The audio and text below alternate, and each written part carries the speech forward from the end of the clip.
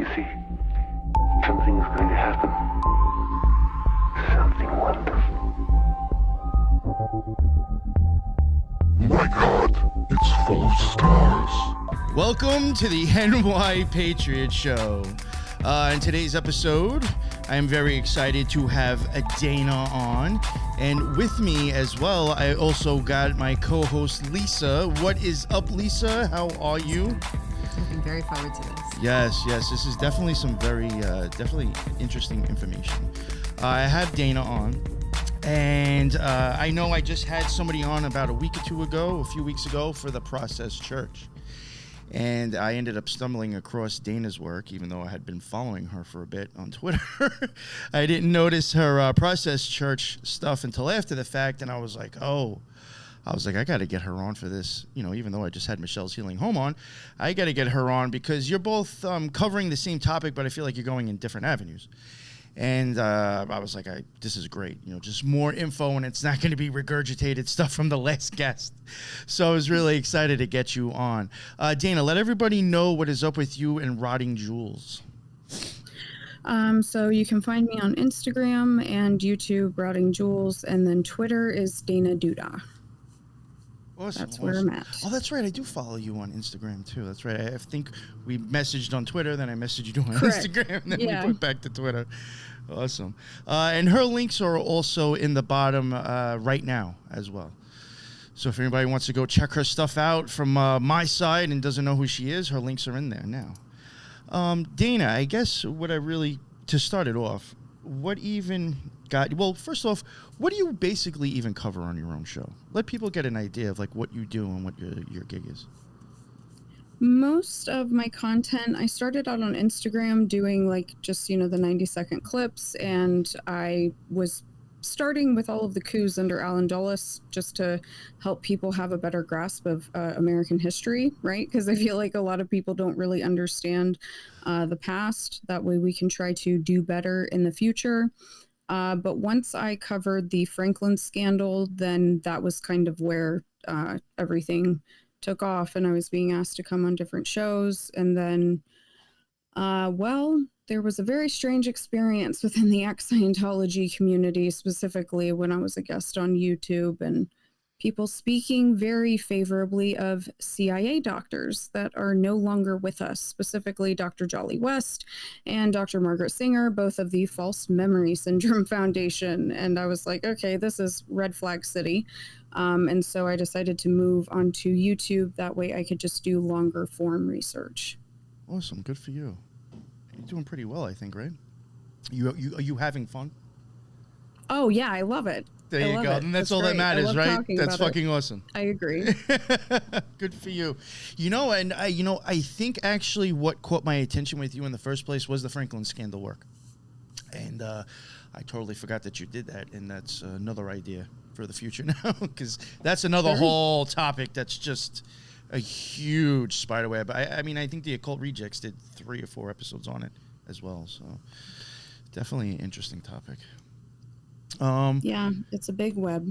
Now, what got you into the Process Church? Well, so I had seen that documentary, Sympathy for the Devil, right? Very visually appealing, but they just kind of present it as people are LARPing. And I was banned from YouTube for 2 weeks. Because the ex-Scientology community reported one of my little schizo clips. And while I had my break, I was doing research, and I was like, man, I wonder if L. Ron Hubbard is Michael Aquino's father. And I realized that sounds completely insane coming out of my mouth. But then I started actually researching it, and making your way through that timeline specifically. Eventually you're going to sort of get to the process, right? Because I have to move through that whole era. And once I got to the process, I'm like, nobody's ever asked these people to show proof of anything, which is completely crazy to me, because Timothy Wiley's story is really just kind of not realistic if these people are not intelligence or they're not elitist, right?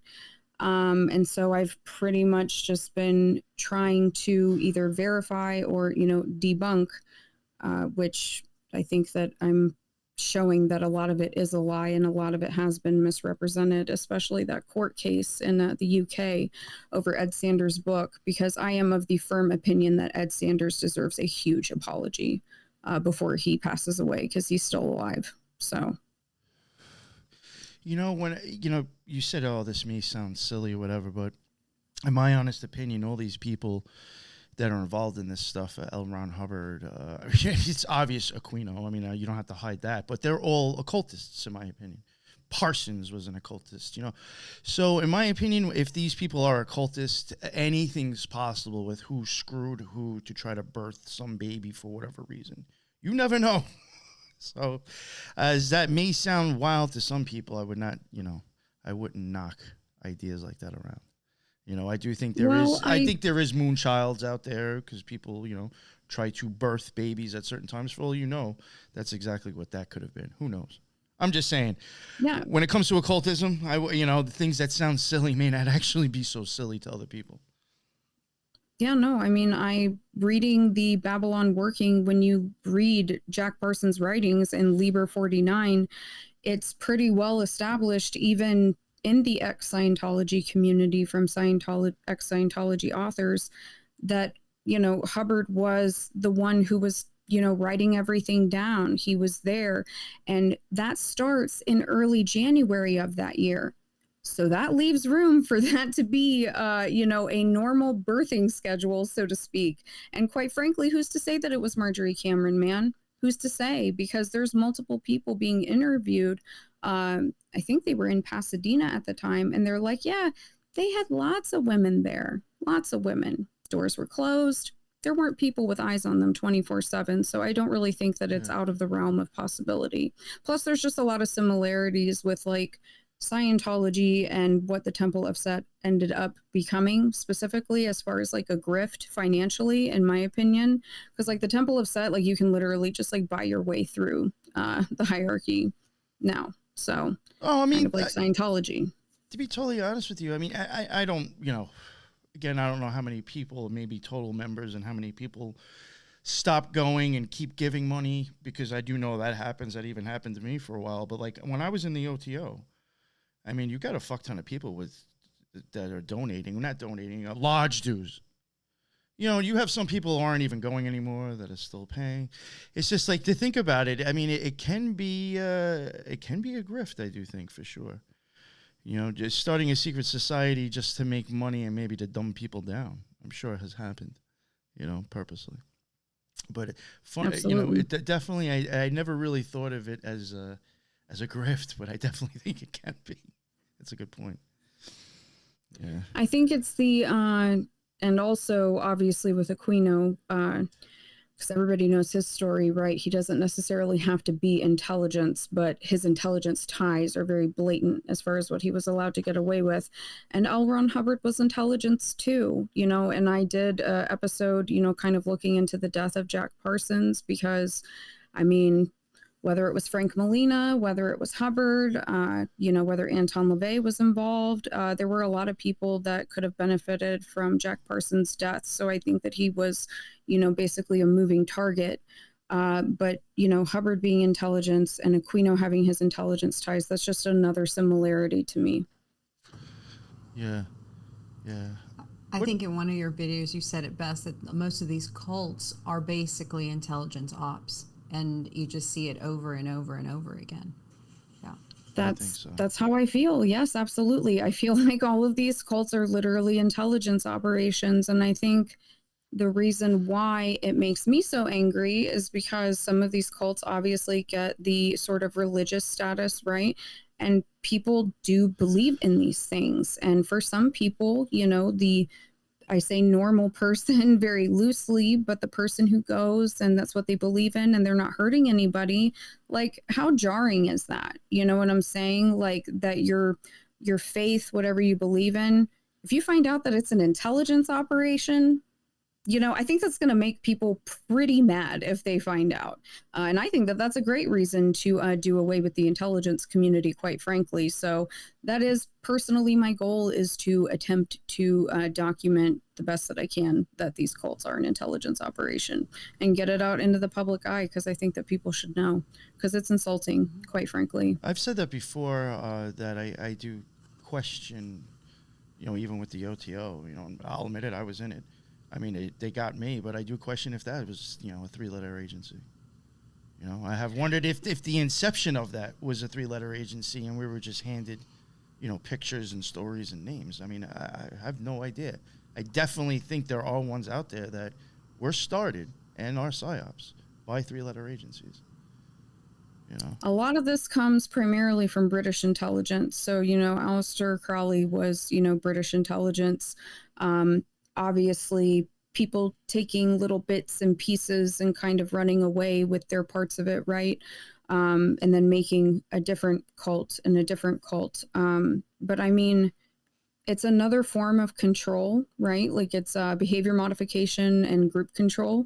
And specifically with the process, what I notice, because I found 2 companies that preceded the pre-process that everybody knows. So it was the Process Church, but before that, for a little while, it was Compulsions Analysis, right?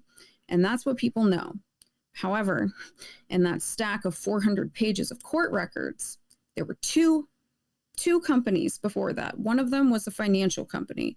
I'm pretty sure that it was set up in an offshore shell account in Africa specifically. I'm still trying to figure out the details on that. But what you'll notice is it's literally Scientology and Tavistock, because one of the individuals that was, he says that he was doing an experiment in Scientology, and then he was doing an experiment in the process. He says in a couple of different places, one, that Compulsions Analysis experienced an implosion when they implemented group therapy. Well, where did group therapy come from? It came from Tavistock, right? And then in another paper, he specifically says that the process is basically religious engineering. Well, what does Tavistock do? Social engineering, right? So it's just them cherry picking different things and using it to manipulate people, in my opinion. Yeah, I agree with that, with the secret societies. I mean, I don't want to spend too much time on it, but it's just from my experience in the OTO, I just felt like it was actually like glorifying or kind of handing you the handcuffs that stop you from experiencing magic. It wasn't really the visual, or I don't know. It's just hard to explain. It's just, for me, as a magician who is trying to have an experience with God, once I think I started having those, I just realized that place does not envision, in no way does it show anything about the direction I'm going in. To me, it seemed to highlight things that when doing work on yourself, you'd realize that's the problem to begin with. So why is it glorified and highlighted? Why are you glorifying the demons that have me chained to these realms? It's very weird. And it makes no sense to me. So I would think there's something behind that, and there's a reason for that. Even like you had mentioned before about possibly, Aquino. I know we're going to get to the Process Church eventually, but when you were talking about Aquino before, I mean, could he have just learned from Anton LaVey? And it was like, I'm going to go make mine now. I mean, because even to me, Anton LaVey with the Church of Satan, it was very much like cosplay. I'm sure there was legit occultism and magic somewhere in there by someone. But to the way I think it appealed to the public and raked in the people and raked in the money and got the popularity was through aesthetics. Cosplay, selling it, dramatization of atheism. It just, to me, I think he knew how to sell it. And then that would question, did Michael Aquino catch on to that and watch and learn and realize and did his own after? So in my opinion, so Anton LaVey, his wife, when he passed, she wrote the authorized sort of autobiography about him. And I do kind of have to be delicate about this. However, in regards to specifically the Church of, Satan, his ties. So his uncle had ties to Al Capone, I believe. He was in jail with Al Capone. So that was sort of like underworld ties. And then Anton himself apparently had a lot of ties with the Haganah and other extremist groups from that area. So that sort of gives the intelligence twist. As far as like you're talking about, like the visual, the cosplay, because I make fun of those pictures where it literally looks like he's wearing like a devil onesie from Amazon. I'm like, dude, this is so ghetto. But, you know, it's interesting when you look back in all of those publications because nobody fact checked him, right? Like nobody verified, you know, did you really work here? Were you really here? And it's like, no, he was, I think, like playing on an organ in some bar, right? And he was making like $30 a week, whatever.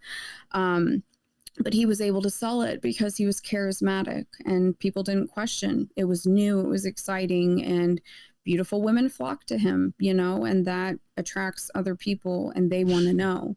As far as Aquino, you know, as far as I understand it, I think that he joined while he was in Vietnam. So, I mean, what are you doing running you know, being a part of the Phoenix program, specifically Operation Wandering Soul? Why are you worried about joining the Church of Satan while you're doing all that? I think that that's super suspicious. I think that Aquino was way more serious than Anton LaVey. In my opinion. I think that Aquino did believe in that. Because, I mean, the stuff that he did at Wavelsburg, you know, Himmler's Hall of the Dead, doing black magic spells with the Joint Chiefs of Staff while they were trying to expand NATO, that's all super suspicious to me. So, you know, real quick, I just want to ask you, because you've done your research with Aquino, have you ever found a tie with him and Edward Lansdale at all? Or ever come across that name? Sound familiar at all? Okay. Because he was, I don't know if you know who he is, but he was kind of, I think he was like the Aquino before Aquino. You know, like he was a person who had like helicopters over in, I think the Philippines, you know, shouting stuff out of loudspeakers, and people on the ground think it's fucking ghosts telling them that if you keep, you know, harboring these communists, you're going to fucking die and be in hell. Like it was a total mental psyop. They had people hanging in the woods thinking that vampires killed them. Like they were mind fucking the people over there. And it was Edward Lansdale, but like he's like right prior to kind of Aquino. And I wonder if there was there has to be, I guarantee there's a connection between the two somehow. I believe you. I would agree. Just he was hearing heavy that, into like, he was good. Just put it that way, I guess. As fucked up as it is to say that, he was good at what he did. Yeah. It's their job, right? Yeah, I guess, yeah. All right, sorry to keep on going. I mean, there's just so many things. I mean, you talk about Aquino, and then Temple of Set, Anton LaVey, all these things would keep going on. Let's try to maybe get back to, I guess, the Process Church in Hubbard. I mean, you can bring up Aquino too because it's involved, but maybe get back to there. Okay. All right. So specifically, I started with Timothy Wiley, right? Because I feel like he's sort of the face, you know. I bought a physical copy of Love, Sex, Fear, and Death because I was, you know, I need to be able to write in it. That's kind of helpful. Highlight. When you look him up in the papers, for the most part, you're only going to find stuff from later on in his life where he's really into trying to talk to dolphins and guardian angels, which is extremely bizarre. So I here could not find his mother's name. So then I find out that he wrote 2 autobiographies, and he talks in the third person. In like German, he calls himself mein Host, and it's just extremely obnoxious, but he gives his mother's name. So I was able to find his mother, and her surname was Diana Wiley. Now, his father is George Haswell. She specifically was working for intelligence, so he did not lie about that. I was actually able to find those records. She worked for the Department of Economic Warfare. She was the secretary, so that checks out.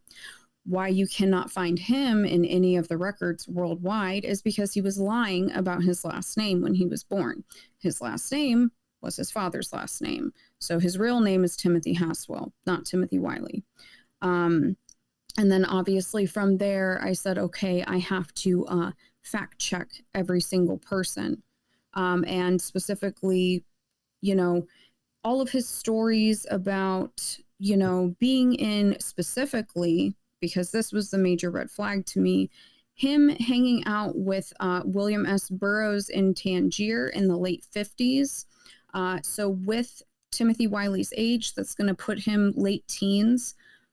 Well, L. Ron Hubbard was also in Tangier around that time with William S. Burroughs specifically. So that's pretty bizarre to me. That's, that's not a coincidence. You know, and if you think about it, too, I mean, that probably makes that much of a difference, but like traveling then probably wasn't like as we do now. You know what I'm saying? So like for two people to be like in the same area, kind of like that was like, a way bigger deal. Yeah, that's what I'm getting at. It's like, come on. You know, nowadays it's you know, I could be in another country and run into somebody that I know from New York, you know, on vacation. But like it's just back then, I don't think that was like happening, you know. And not in a place like Tangier where like there's just a lot of really crazy things going on. And specifically, what's his name? Hold on, I want to look it up because so when I was tracking his mom, she created, do you guys remember in school when they would pull up like the little light projector thing and they would put like the piece of paper and it had the slip cover over it and they would light it up? His mom like invented those. Oh, wow. So Timothy Wiley's mom invented those. That was kind of like her claim to fame, right? So who is that? That's interesting. I'm actually covering some, like me and Lisa were going to cover gematria and numerology, and there was somebody who was big into gematria and numbers, Athanasius Kircher, and I was going to toss him into like kind of like the series. And he, I think back in whenever he was from 1600s some shit, maybe a little bit later, he had like an idea already of like saying like how to make projecting and magnetism with clocks and stuff. But it's interesting how he had like an idea of being able to project stuff. And then like this lady who's involved with who knows what has that. It just seems like, you know, that idea was already birthed from an occultist, you know. It's just, I find that interesting. You know? It is. There's just like all these little strange ties. William S. Burroughs, his boyfriend, is he made the Dream Machine, right? So it's just tie after tie of like certain technologies, right? It's almost as if like occultists take other old occultist theories and actually take the science that they have now and the technology and actually try to make it reality or prove it. You know, sometimes I almost wonder if it's like that in a sense. I think so. You know, I think that even I can't say, if I'm being honest, I can't say like, oh, like this is just an intelligence operation, because I believe that some of these people do believe in these things, right? And they're just using that intelligence tie to their benefit and they are going to do their bidding. However, they also believe in it, right? And I think that that's part of why some of the cults become so big is because they are legit recruiting, right? Because they're like, oh no, like we can get this done because I have a black budget. There's, you know, it's a blank check 24/7. You give a good magician a blank check, he can make wonders work for you. Yeah, absolutely. We just got to make it real theatrical. If Timothy Wiley was in Tangier at that time, at that age, I mean, L. Ron Hubbard was being groomed for intelligence since he was 12. So, I mean, that goes back to when he was a preteen. So, you know, Timothy Wiley being in a really obscure sort of dangerous place, I would say, for someone that age. I don't know what the age laws were back then. It seems like him and Hubbard sort of have a parallel with each other. The de Grimstons, as far as Marianne McLean, Marianne de Grimston, she was never engaged to Sugar Ray Robinson. I also could not tie her whatsoever to the Perfumo affair. I have not found anything that checks out with that. I think that that was, you know, like a disinformation campaign to kind of throw people off of the scent. I have nailed down who her mother is down to 2 women. I do think that she did not know her father. I think that that is accurate. And then her and Robert, specifically Robert de Grimston, it's really bizarre. Every story that you read, whether it's online or here, as far as like the narrative, is that when they got married, Mary Ann convinced him to change his name, right? Like that's what everybody says. And I think that that is them seeding the idea that she's sort of like this megalomaniac. She's the one that's in control. That is completely false, because I have found public records where he specifically changed his name while he was still living with his father. in this really weird aisle in Kensington, somewhere in London, which apparently is one of the wealthiest places in the entire world, and only royalty is allowed to live there. Oh, wow. But only he changed his name to de Grimston before he was ever married to her. So I'm getting major like black nobility vibes. It's super sus, but their whole story is that part's not true at all. To go back on Timothy Wiley really quickly, it was his interest in the whole dolphin thing that sold it for me in terms of intelligence, because military has been heavily researching dolphins in their intelligence branch since the 60s. I mean, they even had dolphins scanning Vietnam for ordnance back in the day. Yeah, so back in the day in MK Ultra, they were giving a dolphin acid and jerking it the fuck off. Right. I mean, you know.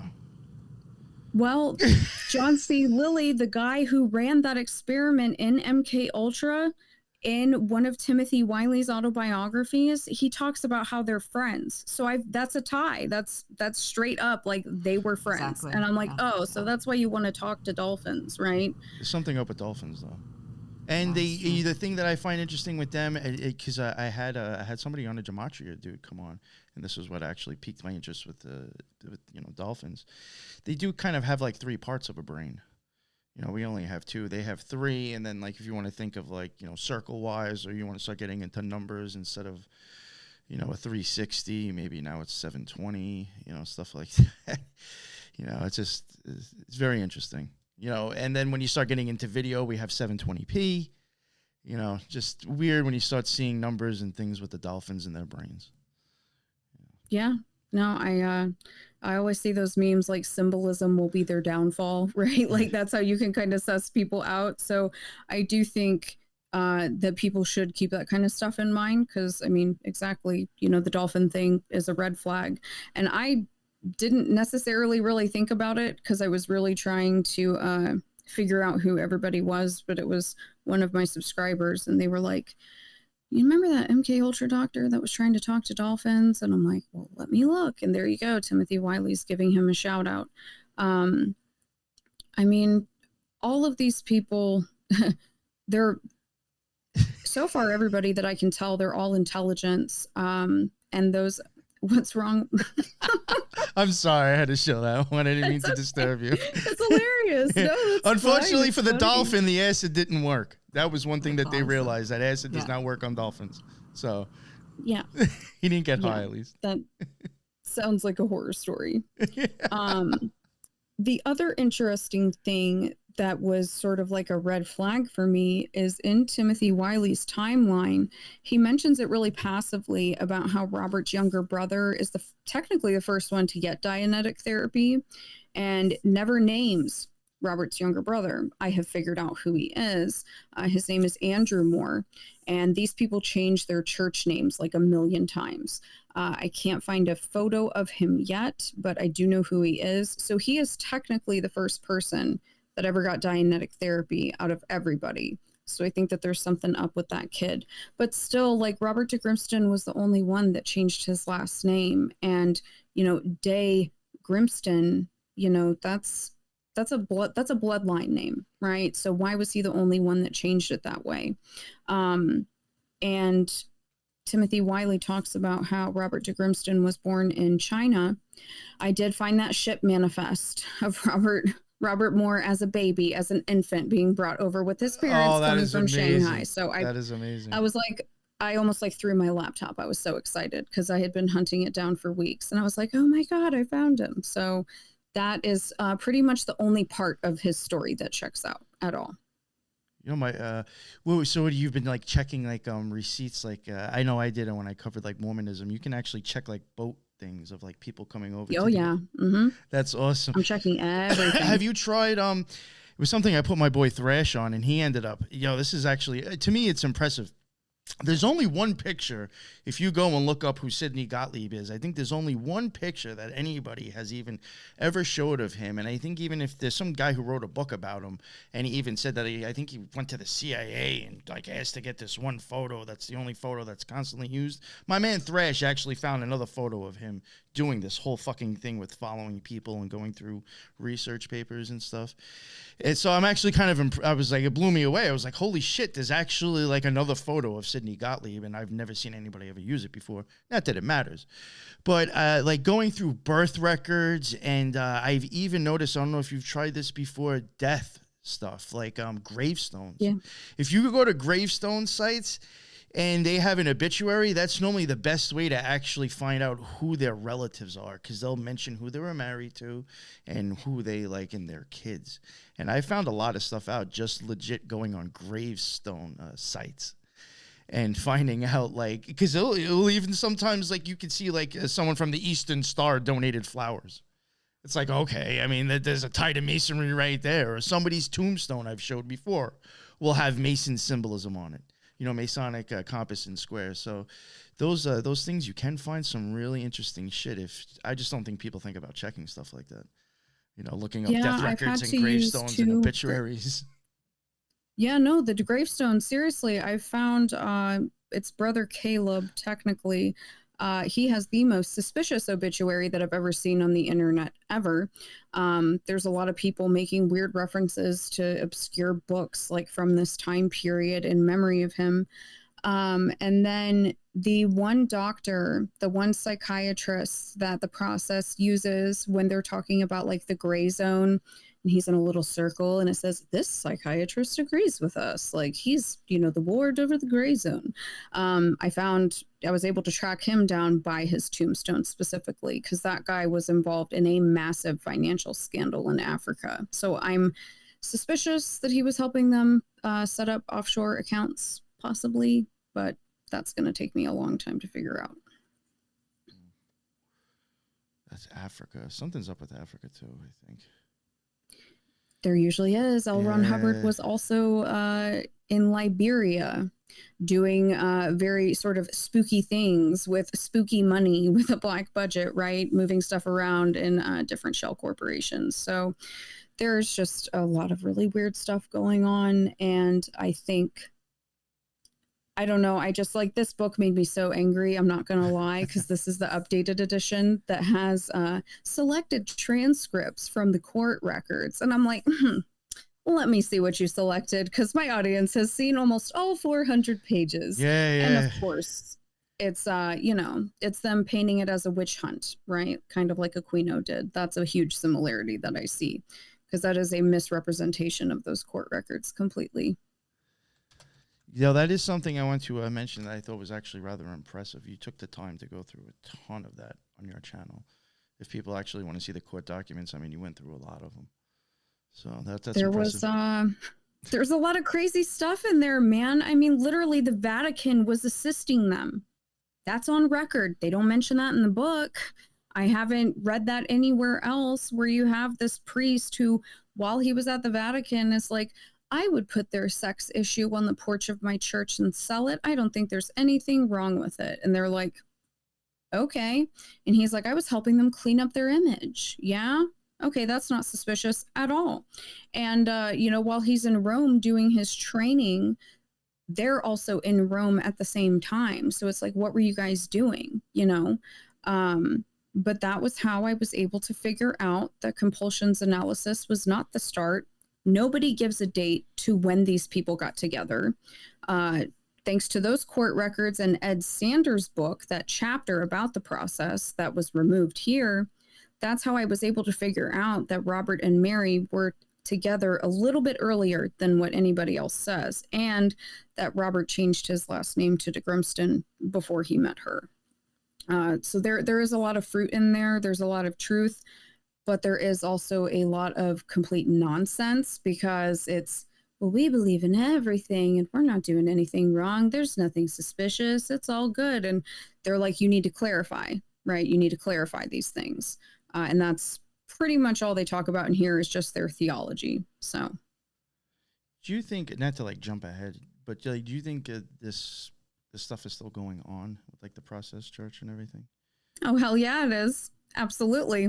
So one of the guys, William Sims Bainbridge, he is the biggest sus lord that I've ever encountered. He works for the U.S. government. I can't even remember what department it is. It's super obscure, but he's really into cybernetics, and I'm just like, no, thank you.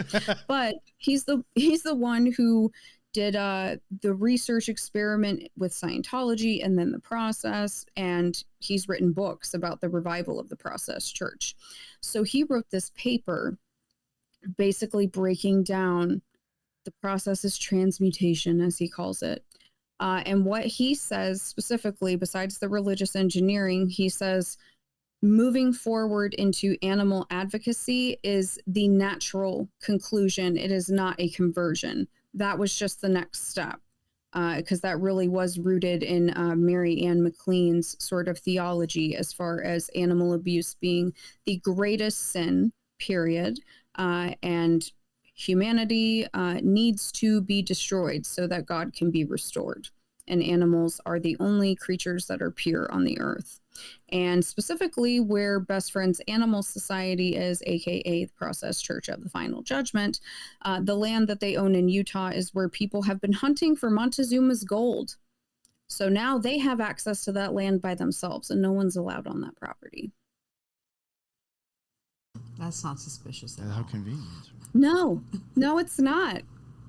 No, it's not. I have somebody asking, I'll put it up on the screen, and I hate to put you on the spot if you happen to know of this.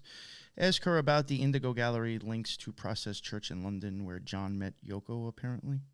Have you heard anything about I can look into it. I'm happy to look into it. Just wondering if you happen to know about it now. Sorry. I haven't looked into, but I mean, I absolutely will, because now that I'm kind of, and I'm not trying to divert from their question because I haven't heard of it, but I'm going to look into it, but looking sort of reevaluating Ed Sanders' chapter and sort of having to make my way back through the culture, right? As far as like Manson and all of that stuff. I know that I'm going to have to go back to the culture, so to speak, in London as well, because the school that they all met at, the architecture school, Regent Polytechnic, Pink Floyd was there at the same time. So they were all going to this very cush sort of elitist architecture school at the same time, obviously on very different missions. I did think that was interesting, though. If I remember correctly, didn't one or two of the guys from Pink Floyd meet in architecture school? Yeah. I was always just like, just when it comes to occultism, and like I do think, I love Floyd. They're one of my favorite bands, but I do think they're magicians. They're occultists. It is what it is. And it's just like, I mean, architecture, I'm just like, oh, come on, like an architect. Like Rex Heuermann, another thing that I think is a totally occult and symbolic case. He was an architect as well. Like, it's just like, what's up with the architects? Yeah, I agree. It is very, very weird because there was a magazine that they all worked on together at that school called Polygon, but it's like $700 for one copy online. So I can't find it, but that would show when they all met specifically, because this timeline that they give, I think that they are sending people on a rabbit trail for a reason. So people don't know where they were at or what they were doing. And that's why I think that I'm going to be here for a very long time, specifically because I am walking back into Ed Sanders, specifically with his chapter about the process. I am evaluating everything, saying in my mind, he's right, but what was missing? And I'm going to do the same. I know that there's problems with Terry Morey's research. However, I'm going to do the exact same thing with the Son of Sam because there's just too many things. There's too many things that stick out to me specifically. Yeah, I'll have to hit you up when you're done with that. Because the Son of Sam, I think there is so much that is just not known about that case at all. Well, there's a lot of Scientology ties, right? Like, that's really weird. I feel like that's the big thing that people kind of don't take seriously. Because in my opinion, I think that little girl boss, Leah Remini, has done a great job of running a sort of disinformation campaign by going, oh my God, this is a kooky cult and they're going to take your money and they're going to sort of separate your family. But I'm out here and I'm being super tough, right? I'm fighting this really rich cult. No, you guys are being disingenuous about everything. And so people just blow off Scientology like it is sort of a kooky cult. L. Ron Hubbard has direct intelligence ties, specifically being groomed by British intelligence since his youth. And there are just a lot of Scientology ties in some of these major crimes around that time. And I think that that is, in my opinion, I think that that is an area that needs to be explored with a very fine tooth comb. Yeah, I think Son of Sam and Zodiac Killers has a lot more, the Zodiac Killer has a lot more behind them when it comes to, like, I think there's multiple people involved. I think it was so much like, almost like a, I would say, like, you know, put it this way. Sometimes I think, like, let's say we'll take like the OTO or even Freemasonry. You might have some people in there that might have the same mindset, so they kind of make their own little offshoot thing. That's kind of like their own little type of cult. And I do think sometimes we'll get shit like that that might end up bringing about the Zodiac Killer or the Son of Sam. You know, I think that's a possibility. And I do think there's, you know, there's just a lot behind those two serial killers. You know, you know, it's not as cut and dry as it is. That was some serious deep workings, I think, both of those. I think, you know, when I step back and kind of look at the bigger picture, you know, it was a perfect time for Jolly West to sort of solidify his name in American history by seeding that notion of the lone wolf, you know, into everybody's minds. Like, oh no, it's not a cult. That's way too crazy. It's just one person accomplishing these really crazy sort of detailed, but no, it's totally random, right? Even though there's so many similarities and there's dogs being sacrificed, you know, in different places in the country, right? And even though these people worship dogs and also sacrifice them, oh, and then the Manson girls were also getting canine diseases from doing certain things with dogs, but people don't seem to want to talk about that because it's an Ed Sanders book, right? So there's just too many things that are similar, but that helped Jolly West, you know, that was his claim to fame, is the lone wolf. You know, whether it's Jack Ruby, you know, Timothy McVeigh, I mean, pick one. Seriously. I mean, that man was a criminal and a monster, but specifically within the ex-Scientology community, he is hailed as a hero. So. Very well said. I had a quick question. Yeah, please. You had covered, and I haven't gone into the video, so that's why I'm asking, Predictive Biotech, that they are out of Utah, and are they associated with any of the, I'm assuming some of the claims are legit in that they are selling stem cells, but they're not stem cells. Are they affiliated any sort of way with all of this?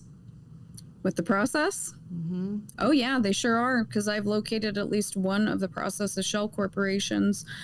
So it's basically like it's a shell corp, but it's like a representative. And literally when I was looking at it, I see who it's linked to, and that was the thing that was at the top was Predictive Biotech. And I'm like, well, what the fresh hell is this? That's a red flag. And so I click it, and I'm like, okay, so what the hell are they doing? Right? Like, what are they doing? Because specifically Best Friends Animal Society, they've had so many lawsuits. You know, they took Michael Vick's dogs. They get all of these contracts with these counties to take all of the dogs. They're going to take everything, right? But then they're trying to rehome dogs that can't be rehomed.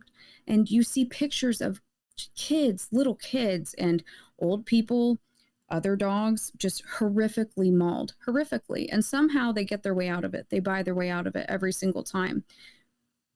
But those dogs most likely have to be put down, right? And if you look at pictures of their cemetery out there on their property, I don't know. I don't like it. It gives me really spooky vibes. I think that they're doing something very bizarre, and they have to have stuff to experiment with, right? If they're in bed with Predictive Biotech, because they don't just have dogs, they have a lot of rabbits, horses. I think they have some monkeys. I'm not quite sure. I read one article from 2004 where at the time I think they had monkeys. So yeah, there's a lot of suspicious stuff with Predictive Biotech. And correct me if I'm wrong, they collect like umbilical cord, Wharton's jelly, amniotic fluid, and they collect all of this and then spin it down, isolate it, purify it, and then turn around and sell it for like PRP or stem cell or any kind of like therapeutic stuff. They sell it. And then I believe some of the lawsuits were that they were actually selling dead cells and not actual live stem cells. So, I mean, that was what I remember them being in the news about, or not them specifically, but companies such as that. And when you mentioned Predictive Biotech, I was like, oh, I'm going to have to go through this because of that whole blip in the news. That's what I got from it too. I mean, I'm certainly not a scientist, you know what I mean? But that was what I gathered from it. And I mean, there are lawsuits still now when you look them up. There's still stuff that's popping up, you know, where they're being taken back to court. And someone had posited a theory with me, and I thought it was interesting to consider. If you want to be a little bit conspiratorial about it, it would kind of make sense if you have this weird cult that, you know, worships and sacrifices animals, but it's also a sex cult, right? And you're not using protection, because then, well, you can get what you need at various stages, right? For this, and that's cheap, yeah. Or that's cutting down on cost. And not only that, because they had the whole testing of animals, that they would impregnate these animals and then collect amniotic, umbilical, or Wharton's jelly from these animals. And who's going to run it through a lab and say, oh no, this is dog PRP, we're not using this, you know what I mean? So, and PRP is plasma-rich platelets, and it's used like if you have arthritis or any kind of something, instead of like surgery, you could inject yourself with, or through a doctor, plasma-rich platelets, and so that it would, and it would help with the arthritis, or it would heal the area. Correct me if I'm wrong. I mean, and it kind of works, and it's less expensive than stem cells. So. Right. And you also can use it for cosmetic purposes, like the vampire facials, you know, like the Kim Kardashian facial. Yes. So it's very lucrative. Yes. You know, she's going to be in the next American Horror Story. Who? Kim Kardashian. I did not know that. Yeah, wow. It's about some chick who I think gets knocked up from a spider. So every day we stray further. That show used to be great. That first season was amazing, and it's just kind of been downhill from there. You know what though? I will say it's only due to Lisa actually, and because I grew up on Long Island. Their last series, I actually thought conspiratorial wise and coming down to like weird stuff that was going on on Long Island with like animal experiments and Nazis fucking around with ticks. I really do wonder what they were showing in that last series. Because there was a lot of stuff where they were the stories. Yeah, and they had like they were like showing like Fire Island, which like, you know, if you didn't grow up in New York, I don't know if you would know that Fire Island, Cherry Grove, and the Pines were like, that was like the gays that they had that was theirs. Cherry Grove was the party area, the Pines was like the snobby rich gay people. That's where they went. But that was like their area, Fire Island, and it was like known, you know, nobody was bitching about it. It was just, you know, that's how it was. And that was where all of a sudden Lyme, you know, they're thinking Lyme's popped up, and then like it almost kind of had the same characteristic as HIV. So when HIV started, you know, swooping around, oh no, that's just Lyme's, or maybe you just got bit by a tick, so now you don't do nothing about it, and just, you know, things start just progressing. But like they were kind of showing that, and you know, and after having Lisa hit me up and telling me about how Lyme shouldn't have really have ended up the way it was, and it shouldn't have jumped the way it did, and then finding out that there was Nazi scientists on Long Island pre and after World War II, I'm like, yo, what the hell was that show actually showing us and telling us? I haven't seen this. There's some weird shit right there. I'm gonna have to watch that. Yeah. If you know, that's the whole thing. I think like that really wouldn't catch people's attention unless you grew up here and knew specific things and knew about Lyme disease. I think all that shit would go over your head, most people's head, and not catch it and just be like, oh, this is some boring dumb shit. Where it's like, this is actually all conspiratorial stuff for Long Islanders, believe it or not. anytime there's Nazis, I'm looking it up specifically because I'm like, you guys were doing everything. So I want to know if this is true or not, or if there's a bit of truth in it, right? Yeah. Well, we got Fire Pixie saying everybody knew about Fire Island. Well, maybe they did. I don't know. But I knew from Long Island growing up out there. We just knew that. I did. Yeah. I did not. Never heard of that. It was the funny crazy. thing is that if you really wanted to go out there and party, you still went to Cherry Grove anyway, even though it was the gay section, because they had bars all over the place, outside bars. The music was hopping, like clubs and shit. People went there anyway, even if they were straight, because it was the fucking party was insane. So yeah, it was good old times back in the day. No, just kidding. All right, so go ahead. Sorry, it got totally thrown off with American Horror Story. Nope, that's okay. I don't even remember where I left off. Yeah, I totally fucked that up. No, you're fine. About best friends specifically. So I'm working on sort of creating, I just learned what they're called, the mind maps that you see where it's like the center and then the little branch and the branch and it all branches out. I am working on showing specifically, the comparison of the original process church and then its iteration now, because there is a lot of nepotism, specifically like Mother Hathor was still working there last year and she just died. Mother Hathor? It's all of their children and some of the original founding members. And then they also have a church in New York, the Foundation Faith of God. That one was not put under the umbrella of Best Friends Animal Society. That is still a literal physical church.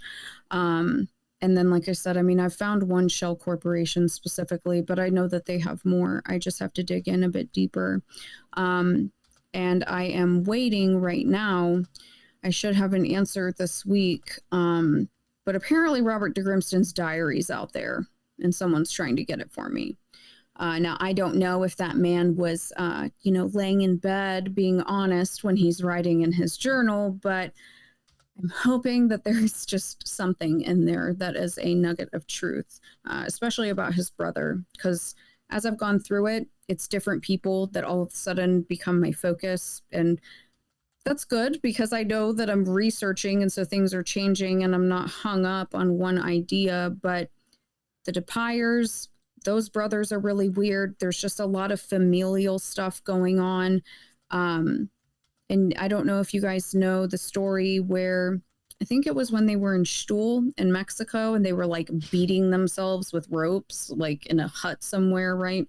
So always back to Mexico with these weird. Yeah. Somehow these weirdos always end up in Mexico for some reason. Like I even mentioned before, you had Manson. Like the splinter group, and I'm like, they wanted to buy an island in the Bahamas, and then they go to Mexico. Like, they're not a splinter group; they have money. It's likely a black budget, but I think that these people were, the elite or like the wealthy. But in all the newspapers, when you hear about that stuff, they say that there's 3 kids that were picked up by the solicitor from Britain, but they only give 2 names. One of those people was one of the founding members' younger brothers, and you will not find that anywhere. It's in those stupid court records, though. And then the 2 girls, they interview them in court, and both of their fathers were like in World War II. One of them specifically had one of the first known UFO UFO near-death experiences, and apparently he had a lot of them. I think that that's really bizarre. And then they just kind of move on and act like that stuff's not relevant. It's every single person, even the people that leave, have these really weird ties, specifically either with military, intelligence, medicine, MK stuff. So I'm literally, I feel like I'm going to be doing this for the rest of my life, trying to break this all down. But it's fine. It's fine. I love how you seem to like go through a lot of businesses too, right? I think you like. Oh yeah. You like use the whole Bizopedia and you use that site and stuff. Have you ever heard of Guidestar? I see it in my head, so I know that I have. Guidestar is a good site. If any of these things, almost all of them always do for tax breaks, they will claim some sort of religious tax exemption. Oh, and you have to show that legally. You actually have to like show that to the public. So Guidestar is a site that you can go onto and will show you all those things. So sometimes you can find addresses and people's names attached to certain things because they're making this tax exempt shit. So yeah. no, it's just like a little that. thing to just tell you. Figured. Yeah, no, I appreciate it. I tried that. And actually, once I discovered that compulsions analysis was not the original process, I went through all of the incorporated, insolvent nonprofit in the UK and here to try and find the other companies. They don't exist anywhere. So I have all of their tax records from every single organization. Because like I said, all the different names, not all of them were, put under the umbrella of best friends. But obviously these people are super evasive on their tax records. So it's not really showing much. I've seen you show court tax records have so much. I think you've shown tax records on your own show, haven't you? I have, yeah. Not too much with this specifically. I think I've shown tax records for the Aftermath Foundation, for the ex-Scientology community, because I think, in my opinion, that the ex-Scientology community is just the process church of the final judgment, and I think that Leah Remini is their mascot. But that's just my opinion. The only reason I was even asking about the whole Bizopedia stuff is that, like, I've when using that, I've come across some, like, really weird ties sometimes with, like, following secret societies or, like, cults and stuff. It's just, like, you'd be like, why do you have, like, 10 companies registered to, like, the same apartment in an apartment complex? It's just, like, what's going on here, I've even, and I guess why I was even, what made me think about it is that, you're talking about, this pet company or whatever, the Best Friends, I forgot the name of it, sorry. But like, when I was covering the Fellowship of Friends, I mean, that's, another cult. It's a little bit different. They got, wine company. They have like almost their own division in Google, which is, worrisome in itself.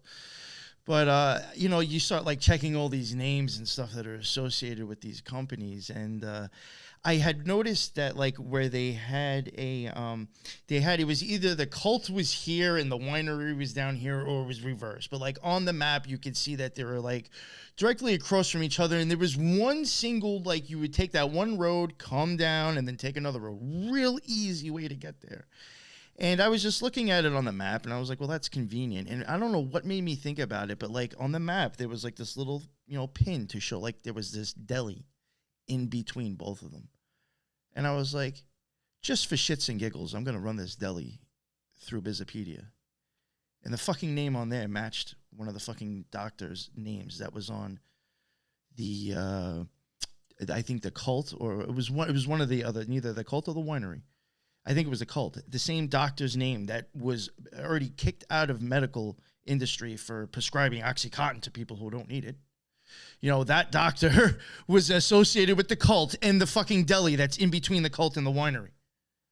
So now it's like, is that like a drop-off station or something? Or are we going to do like deals in there and then people separate cars? And like, is that really like a legit deli? Is it just there to look as a deli and, money laundering, meetup spots? Like and I was like, what the fuck was the odds of that? What was the odds of me even clicking on it and checking? Yeah, seriously. But I was just like, I was like, this seems way too convenient. And I was like, there's really no business on this road too, except for this one deli. Let me check this out. And I was like, what the fuck?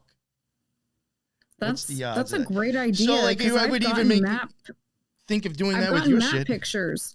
But like this one, when they go to New York, they're like, oh, we're around the corner from the United Nations. And I'm like, that's not suspicious. And then I look it up and they are literally within walking distance of the UN. So, but that's a really good idea. I'm going to do that. I've noticed. I got to track that money, man. I've noticed other, with the Fellowship of Friends and somebody else, also things with equestrian parks. Very close. Yeah, because they have horses. Cults. Which makes me wonder, again, with like stuff with horses, and you mentioned horses before. When I covered on the Long Island stuff with the Nazis, there was a Long Island camp out in Yaphank, and right next to it is an equestrian thing. Again, fucking horses. Just really weird. Yeah, it is big with rich people. They're just crazy hobbies with them, with the horses. I mean, Yeah. And the Manson, the family, like they were dancing around in, horse manure and doing weird stuff in horse manure while they were working at Spawn Ranch. Ed Sanders had some really solid information, and specifically with all the animal stuff here, I definitely think that all of it is relevant. And now, specifically, you guys are talking about the horses, so I'm going to have to go back through that part of his book and, really dig in, because that's what they were doing there. And that is absolutely right, Jay Snyder. Yeah, that's why I talk about friends, familiars, right? The animals, yeah. It's all just extremely suspicious. Fun fact, the horse estrus cycle is very similar to that of the human female. So I don't know if that's anything that's very helpful. Thank you. So, yeah. That is very interesting. Mm-hmm. Yeah, because there's a few animal watchdogs out on Twitter, and they've seen some of the stuff that I've been posting, and I want to arm them to the teeth with information, because I know that they will get the attention of Miss Remini, because they can read through the lines without having to be conspiracy theorist or whatever people want to call it. They know that that's the process, and they see that there's something wrong, and she won't answer them. So that's very helpful, because they'll know more about that than me. So thank you. Yeah, of course. Leah Remini, this shit cracks me up. Even when she come out, I even thought that was just like kind of weird. I'm like, you're showing how horrible these people are and how much they go after people, but nothing's happening to you. Like even though I was enjoying this series and watched the whole thing, that was always still a thought in my head. I'm like, well, why has nothing happened to you and this other guy with the beard on? What a better tactic than to pick your nemesis. Groom and pick your nemesis. This is literally the most amazing first conversation that I've had with any two people, that you guys get it. Seriously, and I don't have to sit here and explain it. You guys get it. Thank you. I appreciate that so much, because seriously, like, and I was a fan, like I said, I was a fan of the show, and I still thought that. It was just like very weird, It's a lot of the intelligence ties that I was able to make was because of, some people know who they are, but they are two elderly whistleblowers from the Church of Scientology. But these people have, black intelligence ops run on them. And I mean, these people think like Danny Casolaro, Gary Webb, and I would say more so Gary Webb level, because just one blog post of Hubbard's intelligence ties is 400 pages long. It's literally a book. They're so thorough. But all them people on that show, they know who they are. They won't help them. So there's something weird going on, right? Exactly right. There's free zone Scientology. There's the independent Scientology. Right. There's the L. Ron Hubbard Scientologist. Lots of weird stuff. So thank you guys for seeing through it. Yeah, I liked how you kind of also talked about some of these true crimes and then these trials, how they are related to Scientology, how they are related to all these other, branches off of them. That I had no idea about. That blew my mind. Yeah, like the stuff with OJ, it's so weird. And then you've got like Ira Reiner. Yes. Ira Reiner ties into Iran-Contra, man. And like Ira Reiner was literally the DA for McMartin. So it's like Satanic Panic, which ties into the False Memory Syndrome Foundation, which, the ex-Scientology community loves those spook doctors, right? And then you've got OJ, like, it's like, okay, do we have to sit here and reevaluate everything? Because nobody's considered, that Scientology is dangerous, except for what they trot out on TV. Because, why hasn't anything happened to the people on TV, right? Exactly. They would know exactly where they're at because they're watching them on TV. So. That's exactly right. Yeah. Do you wonder, because I think, especially if there's a connection, which I do think there might be, for sure, Process Church and Scientology, do you think there is legit like occultism or occult ties or MK Ultra style stuff behind it? Like both? Yeah, absolutely. Okay. Yep, absolutely. I mean,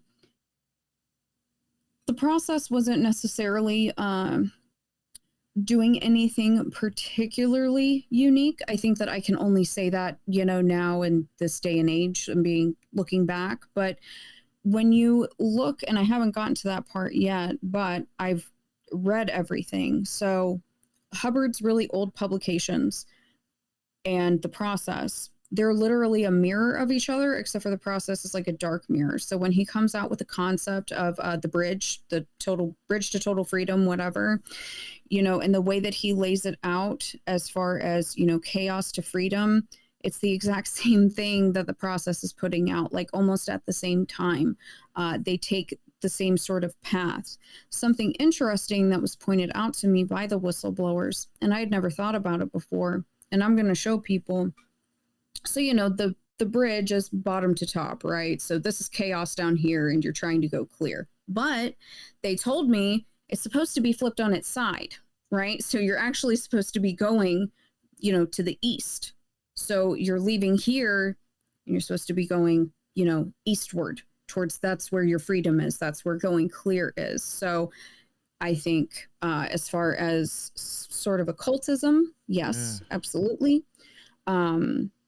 As far as MK, I mean, I don't really think that anyone can particularly argue against it because, you know, there's still stuff that nobody has ever seen before, right? And I mean, out of Timothy Wiley's mouth, I know that he's hanging out with John C. Lilly.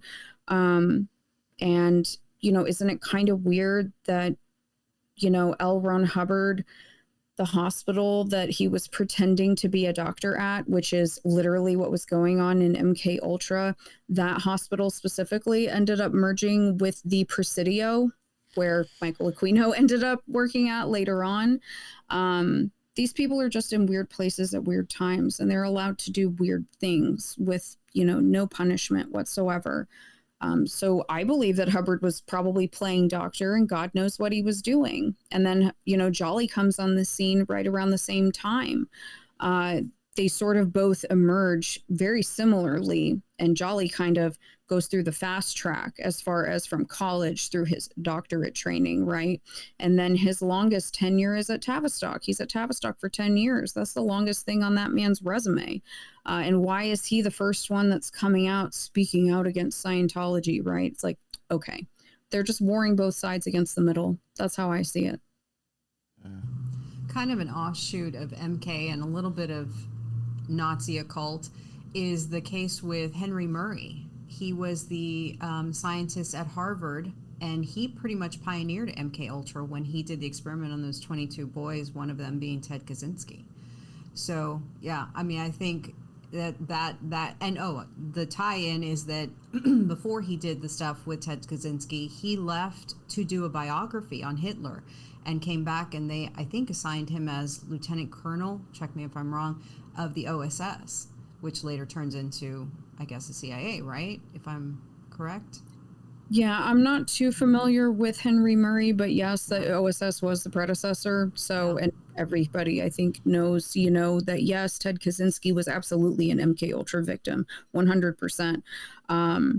And I'm going to look into that because I really do want to go back and kind of map out everybody that, you know, could have been tied in with Hubbard, because what other cults might that tie into? Because specifically with the processes theology, as far as the four deities, there were a lot of like Jesus cults, right? Like sort of like hippie Jesus cults, and they could totally cloak themselves in that, especially in Haight-Ashbury, because I'm hoping that I will come across that tie. I even think like the whole clearing process, you know, I often think that that's like kind of like MK Ultras in itself. You know, it's like, or it's going to end up becoming that because you're just telling them your darkest secrets, if you're being honest. And they're going to use that against you. You know what I'm saying? Like, it's going to end up turning into, you're going to get MK Ultras somehow. Unless you're really good at lying. Very and just blackmail-y. bullshit stories. But, so, you know, I do see a connection. I think if it wasn't like an actual like program, I do think that there was at least MK Ultra influences within that stuff. So I will tell people, if you are interested, because I'm not there yet, I have to come back to it, but it just came to my mind because you mentioned the OSS. There's a book that I need to read, and this is one of these specific intelligence ties, but there is an intelligence tie as far as MK with Scientology before Hubbard comes out, and he's told, was it William Burroughs? No, it was John Starr Cook, because Hubbard was tied to John Starr Cook. John Starr Cook was the one who told him to make it a religion. So I'm going to be reading a book called The OSS and I, which is from one of these individuals who gives a very long, drawn out history, but that just completely slipped my mind. Yeah, he's got a few intelligence ties. So I'm going to kind of try to simplify that for people, because it is an MK operation. It's just they got that tax-free status. That way they could rake in money, and then eventually it turns into a grift. But I mean, yeah, you're literally like sitting there getting harassed by somebody. Like, you're going to be punished for your thoughts, right? Like, you're a bad person because you had bad thoughts, and stare at the wall for however many hours, and then stare at that person for however many hours. That's not weird at all. And tell me all your weird kinks that you've literally never even done, and I'm going to make you feel terrible about it. It's just, tell me that that's not major MK vibes, right? Oh, I thought that was religion for a second. I'm sorry. The confessionals. Real quick. Yeah.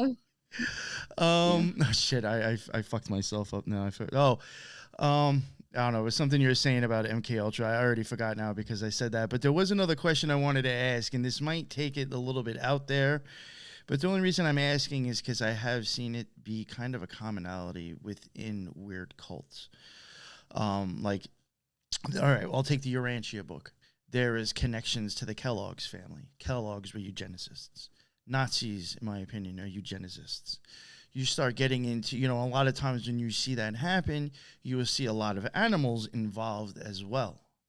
Do you think there might be something like that behind this as well with the processed church? Oh, hell yeah, there is. Okay, all right. No, I just thought maybe that might sound out there to you or other people.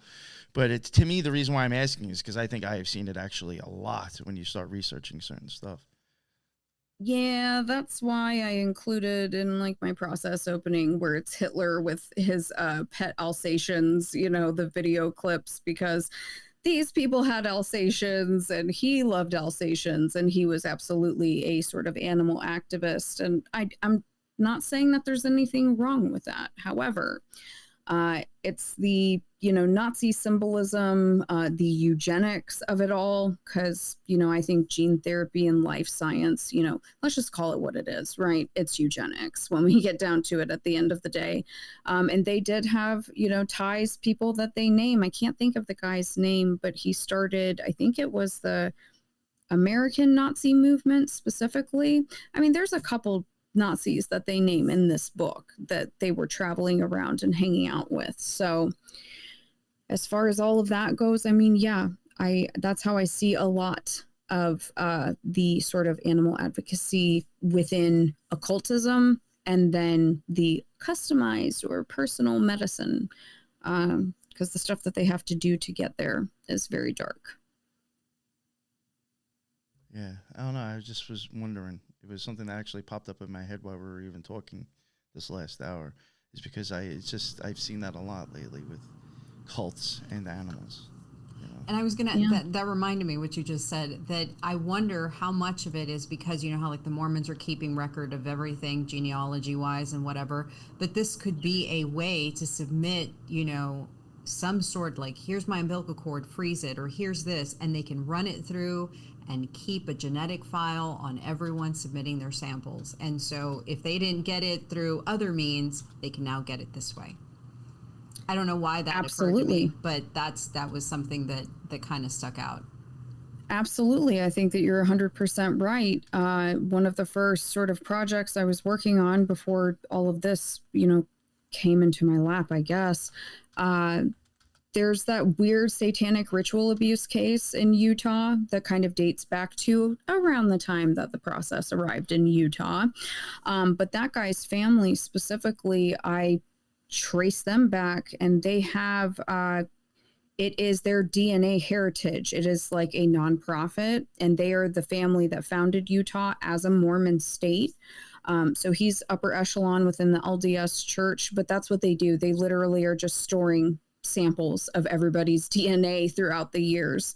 And my most sort of out there, I guess, conspiracy theory, which, you know, makes sense to me because, you know, for a while I was like, well, maybe they're trying to achieve immortality, right? Like that's what they're looking for, is like a way to be immortal. Because I'm thinking of it more from like the megalomaniac sort of cult leader status, right? I straight up, like, I don't care how crazy it sounds, I'll never be able to prove it, but I think that these people are trying to trace a bloodline specifically. I think that's what they want. I've thought that too. I have thought that I've too. I've thought that, or they're even looking for something. That's what I've always said, because when we do stuff and you tag and you sample and you quantify, you're looking for something. If not looking for something, you're banking it like a seed bank. Like in the event that it all goes shit, you still need, and only a few survive, you're going to need hybrid vigor in order to promote the species. And if you have all of this bank and all of this data, you can now create hybrid vigor without the actual people. You just have the, what's it called, the blueprint to do it. But I've thought of the whole, they're searching, they're mining the data for something, but bloodline related. Yes, I 100% agree with you on that one. Glad I'm not the only one. Thank you. Because once you start talking about like the black nobility and like the Great White Brotherhood, people get really weird when you're like, hey, these people might just be changing their last names, you know, every couple of decades. And technically they go back to all these other bloodlines. But yeah, I have a feeling that, you know, these folks flew under the radar for a really long time. So that's why I'm trying to figure it out, you know, before whoever flips the switch off. Whenever you look at all historical texts or any kind of references to anything, the emphasis is on bloodline. You look at royalty, you look at all of these families, everything is about bloodline. Why wouldn't it be? Hell, Star Wars was about bloodline, you know? So, yeah. Absolutely, because when I was looking up to Grimston, you know, obviously I'm looking through this massive archive and there's so many, but you can just see like the catalog over hundreds of years of just this person birthed this person and here's here. And I'm just like, okay, great. You know, why? I mean, I know why, but you know, it's still suspicious. Do you think any of this stuff goes back to, you know, I always thought it was interesting, not that what he did already wasn't bad enough for people to be talking about, but I was a little surprised when Epstein had gotten busted and they went on about like this shit that he was even doing with trying to like basically a eugenicist himself.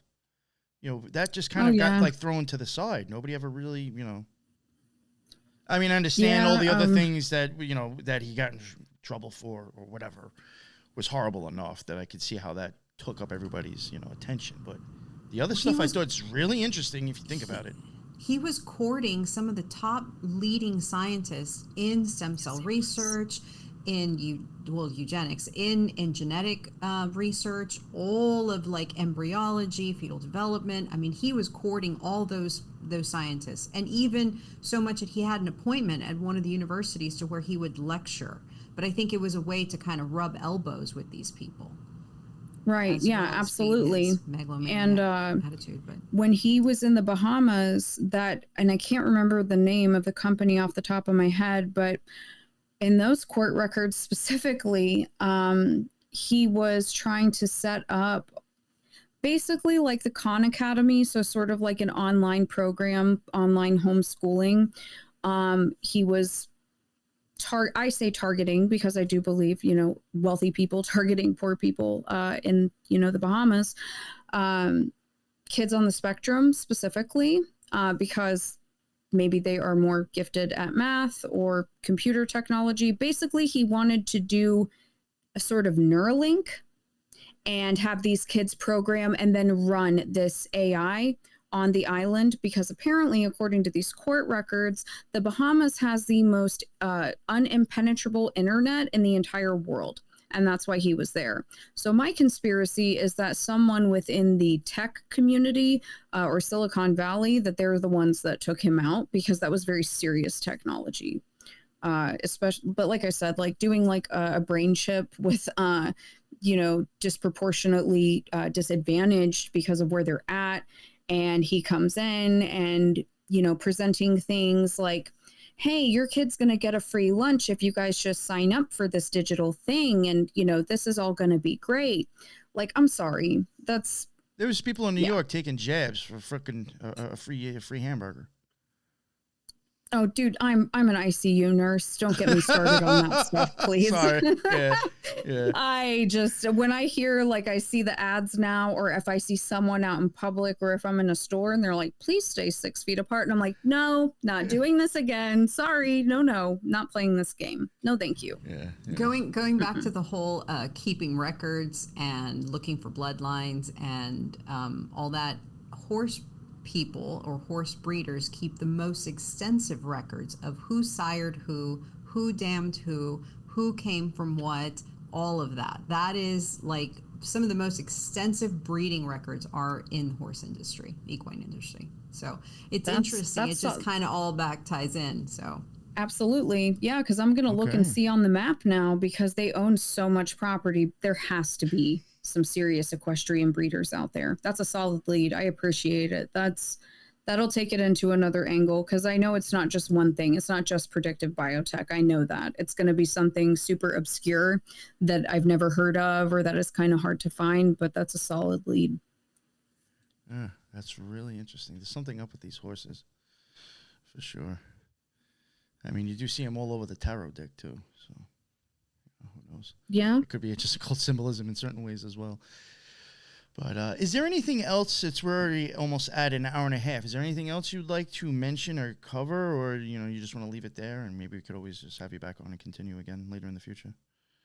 I would love to come back. This was such a fun conversation. Yeah. You guys are great. Good energy. And no, because I will literally sit here and bounce around. You guys see my research. I take people with me so they understand that I'm literally just jumping all over the place. But I truly appreciate it. Yeah, when I was watching your stuff, I was like, it kind of reminded me, from when I was doing the same thing back in the day with the Occult Rejects, when I would cover certain secret societies or cults and stuff.